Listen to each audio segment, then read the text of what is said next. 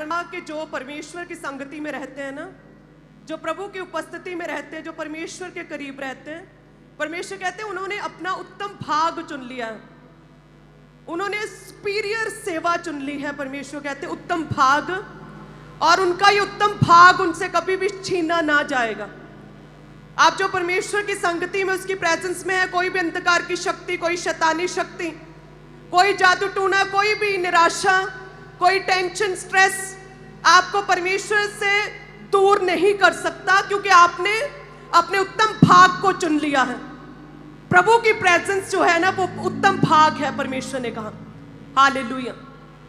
यदि हम प्रभु की प्रेजेंस में परमेश्वर के वचन को पढ़ें, सब अंगीकार करें कि प्रभु जी आज तेरी दासी जो हमें वचन दे, हमारे जीवनों में हृदय रूपी पट्टियों पर लिखा जाए, अंगीकार करें, और अंधकार की शक्तियां इस सामर्थी वचन को चुराने ना पाए। परमेश्वर कहें, हे परमेश्वर, उपजाऊ भूमि, हमारा शरीर उपजाऊ भूमि बन जाए, कि जब तेरा सामर्थी वचन हमारे जीवनों में बोया जाए परमेश्वर, तो 100 गुना फलों को लेकर आए। परमेश्वर अंगीकार करें, प्रभु जी तेरा आत्मा हमारे जीवनों में कार्य करे।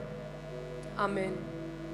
सो जब हम परमेश्वर के पवित्र बाइबल में से लूका 10 अध्याय उसकी 38 से 38 से 38 से पढ़ते हैं, तो इस वाक्य में 2 बहनों का जिक्र किया गया है, जिसमें लिखा कि जब वे जा रहे थे, कौन जा रहे थे? प्रभु यीशु मसीह अपने चेलों के संग जब जा रहे थे, तो वे एक गांव में गया।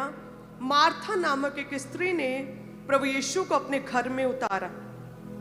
मरियम नामक उसकी एक बहन थी। कहते हैं वह प्रभु के चरणों में बैठकर वचन सुनती थी, परंतु जो मार्था थी, कहती वो सेवा करते करते घबरा गई। उसका मन, कहते, विचलित हो गया, व्याकुल हो गया मार्था का। उसके पास आकर, यीशु के पास आकर कहने लगी कि हे प्रभु, क्या तुझे कुछ भी चिंता नहीं कि मेरी बहन ने मुझे सेवा करने के लिए अकेली ही छोड़ दिया है? इसलिए उससे कहे कि मेरी सहायता करे। कहते हैं कि 2 बहनें थी, मार्था और मरियम।